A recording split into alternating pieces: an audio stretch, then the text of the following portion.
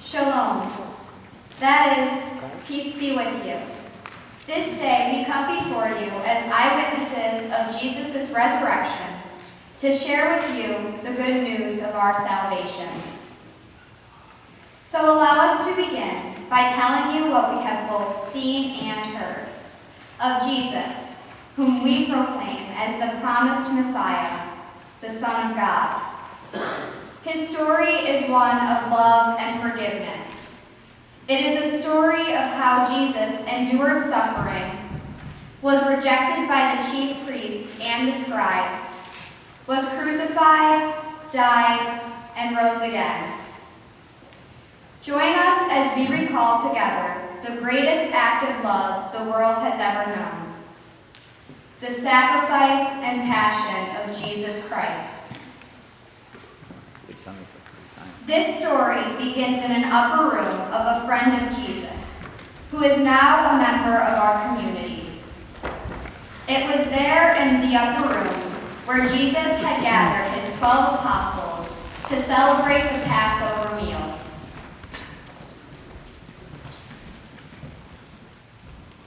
The Last Supper. Jesus, on the night before he suffered and died, took the bread, blessed it, broke it, and gave it to his apostles.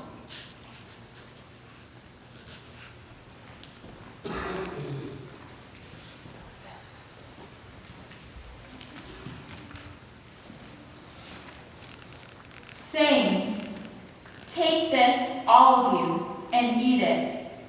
This is my body to be given up for you." The apostles are amazed at what Jesus said. When supper was ended, he took the cup. Again giving thanks and praise, he said, "Take this, all of you, and drink from it.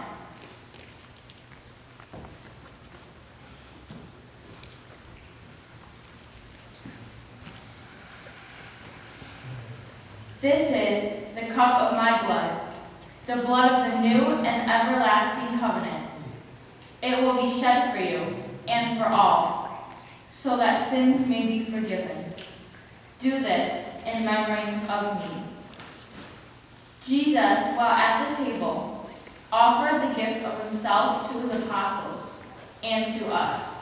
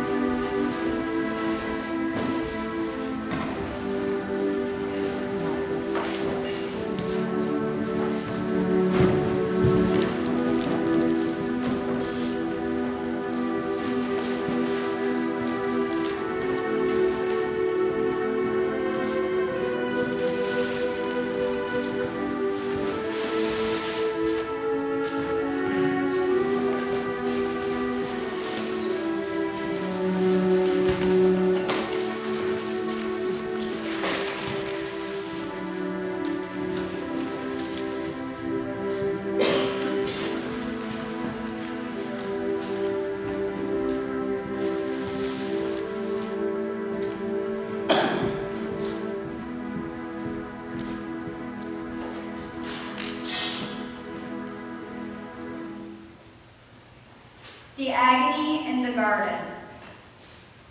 After the Last Supper, Jesus and his apostles went to the Mount of Olives. It was there that Jesus said to them, "Pray that you may not be put to the test." He withdrew from them, went down on his knees, and prayed in these words, "Father, if it is your will, let it be done." In his anguish, he prayed with all greater intensity. Then he rose from prayer, went to his apostles, only to find them asleep, exhausted with grief. He said to them, "Why are you sleeping? Wake up and pray that you will not be put to the trial. Jesus, alone and in anguish, prayed for deliverance from death. God our Father did not turn a deaf ear to his plea that night.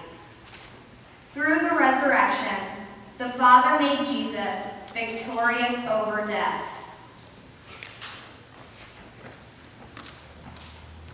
First station. Jesus is condemned. While Jesus was still in the garden, soldiers, armed with swords and clubs, came to arrest him. A crowd followed them. The apostles, fearful that they too would be arrested, abandoned Jesus and fled into the darkness. The soldiers and the crowd led Jesus to Pontius Pilate.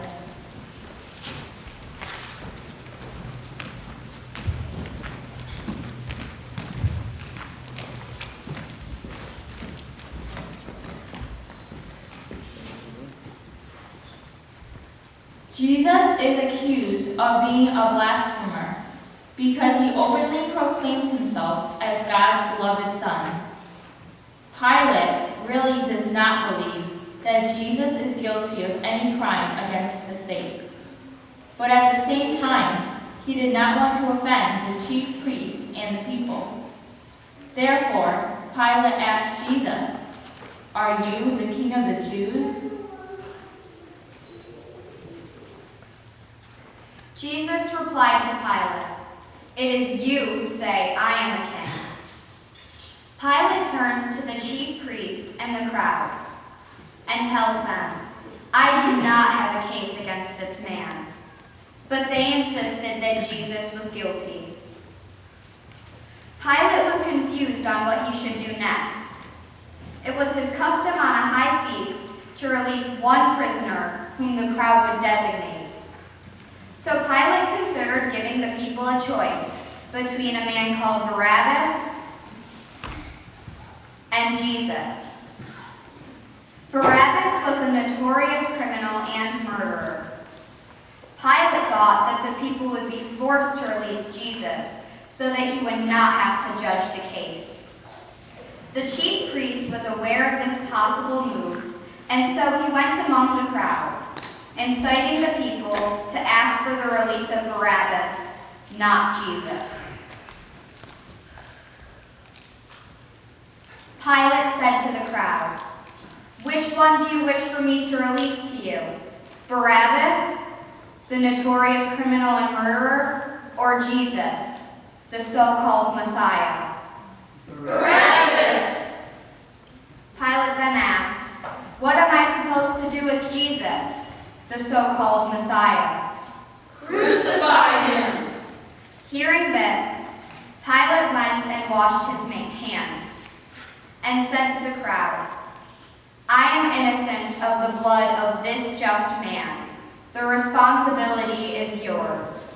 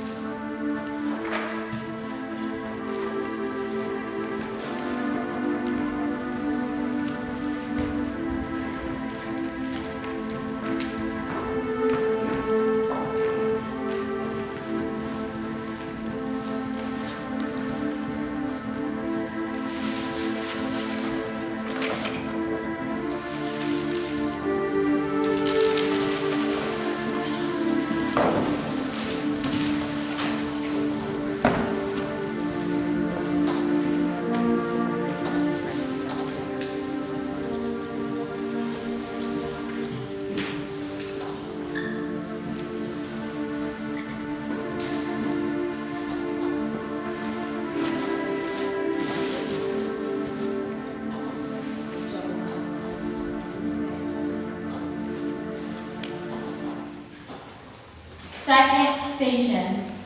Jesus carries his cross. Jesus was then taken by the soldiers to where his cross was prepared. As part of his punishment, he had to carry the heavy cross all the way to Golgotha. also called the place of the skull, where he will be nailed to it. As Jesus picked up his cross, he is hit and pushed by the soldiers, and a crown of thorns was placed on his head. He was able to stand after the torment his captors inflicted upon him. He then started to walk, carrying his cross. Third station.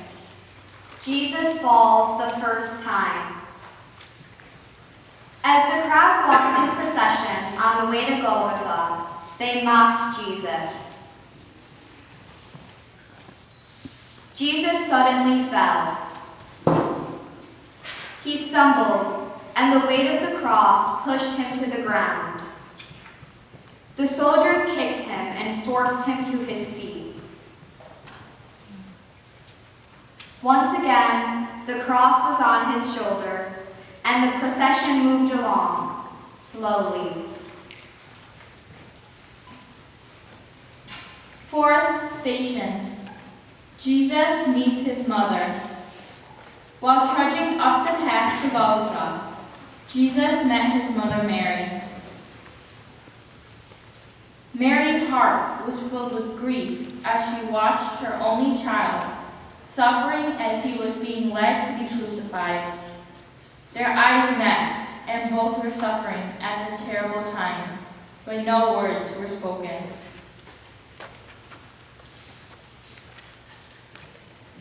Fifth station. Simon of Cyrene helps Jesus.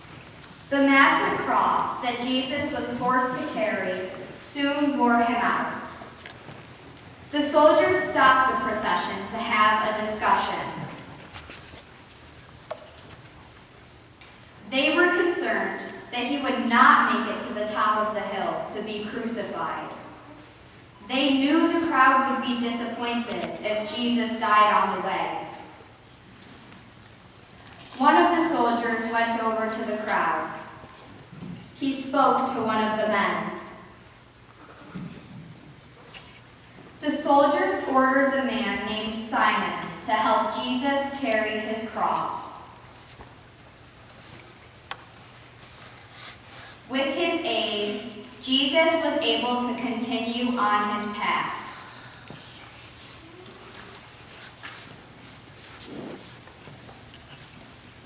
Sixth station. Veronica wipes the face of Jesus.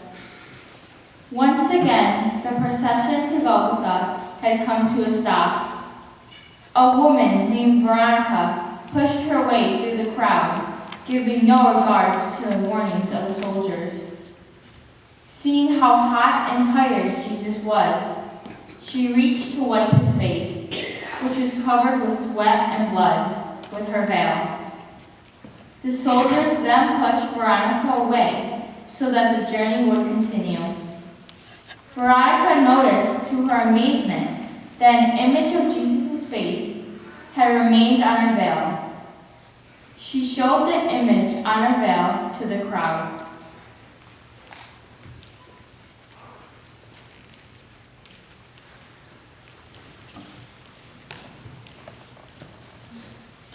Seventh station. Jesus falls the second time. Exhausted from the long journey, each step Jesus took caused him great pain. Jesus faltered again and fell to the ground. Even with the help of Simon, Jesus fell. Simon just stood there, looking at Jesus, and the soldiers became angry and whipped him. Jesus made an effort to rise. The fall hurt him greatly, and pain could be seen on his face. Nonetheless, Jesus got up. He took hold of the cross and slowly but firmly walked on. Eighth station. Jesus meets the women of Jerusalem. Along the way, groups of people followed Jesus, including many women who mourned and wept for him. Jesus stopped and spoke to them, saying, "Daughters of Jerusalem, do not weep for me, but weep for yourselves and for your children.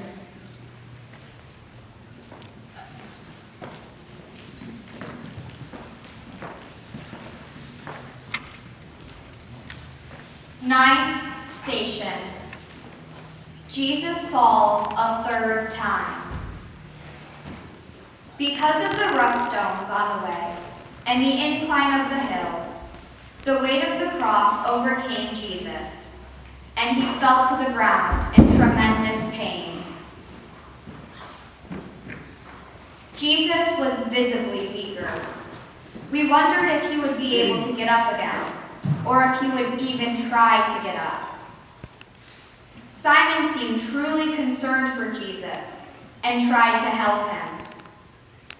The soldiers also seemed to be a little more willing to help and did not beat Jesus. Did the soldiers really feel sorry for him, or were they just concerned that they wouldn't have a chance to nail him to the cross? Jesus stood up and was willing to go on.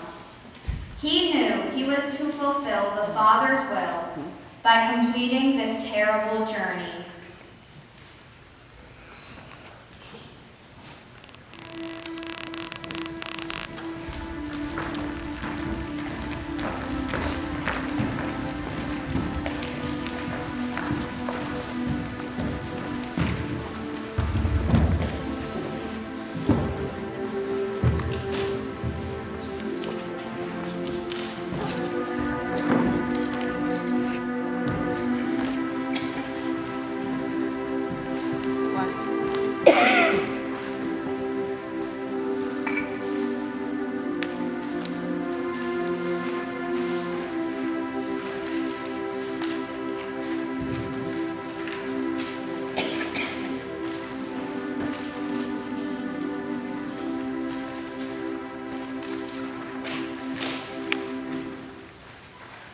Tenth station. Jesus is stripped of his garments.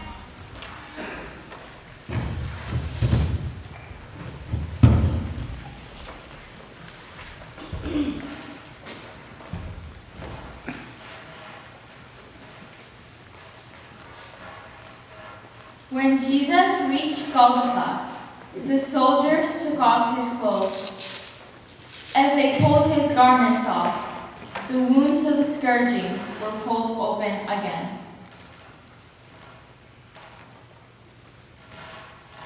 Eleventh station. Jesus is nailed to the cross. The heavy burden of the cross was finally removed, but his suffering was far from over. Jesus, out of love for humanity, was stretched out on the cross, and the soldiers began to pound the nails through his hands and feet.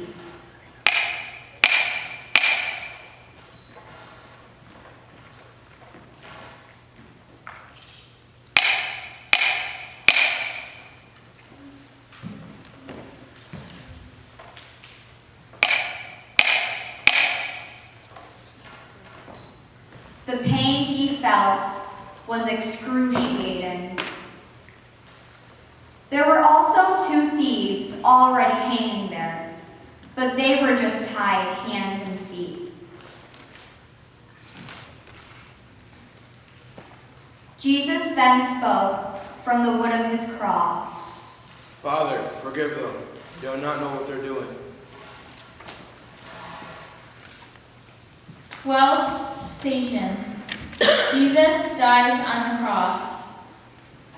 After about 2 hours, one of the soldiers offered Jesus a sponge soaked in wine, but he refused to take it.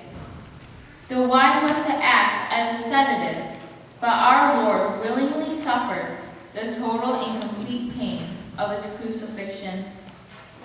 Others jeered at him, saying that if he was the Son of God, then why doesn't he come down off the cross? Jesus' mother, Mary, John the disciple, and his other followers stood at the foot of the cross. They were filled with deep sorrow and grief, and wondered how much longer he could hold on. The blood dripped out of his wounds as he found it more and more difficult to breathe. Jesus looked at his mother and John and said, Woman, behold your son. Son, behold your mother. The soldiers just stood there, waiting for his death. They cast lots to see who was going to win the cloak Jesus wore, the one possession he had.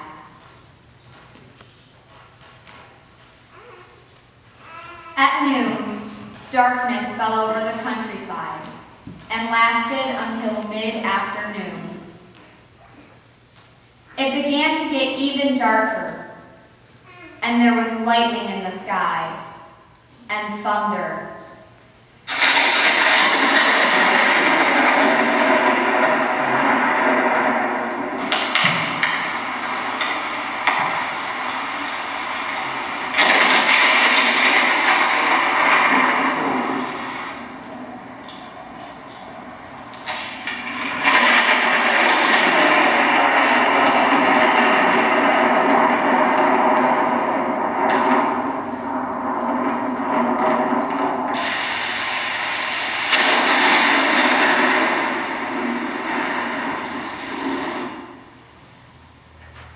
Jesus then spoke his last words on the cross. My God, why have you abandoned me? It is finished. Into your hands I commend my spirit. Then, bowing his head, Jesus died.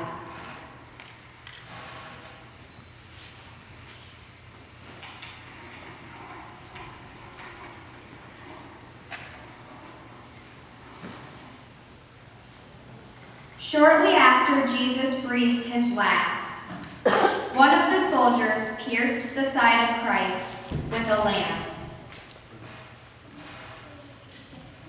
This was to make sure that he was dead. Immediately, blood and water came out of his side. Clearly, this was the Son of God. 13th station. Jesus is taken down from the cross. After witnessing the death and crucifixion of Christ, we receive custody of his body with Pilate's permission. His body was taken to a private burial place.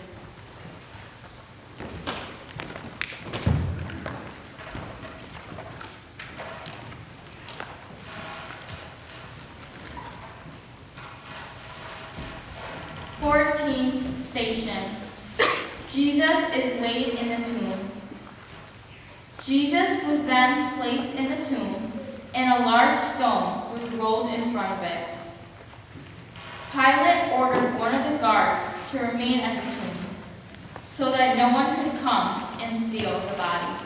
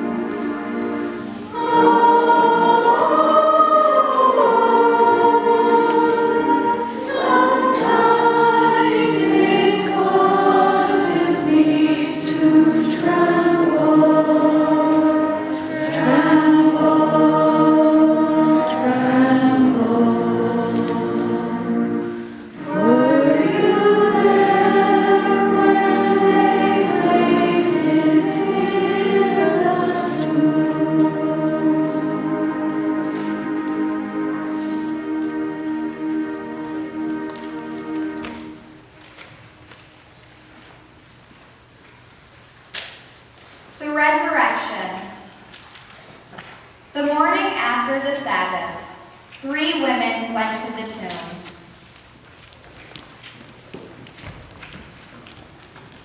When they had arrived, they were surprised to see the stone had been rolled away and the tomb was empty. An angel said to them, He is risen. He is not here. They were all filled with great joy, knowing that Jesus had risen.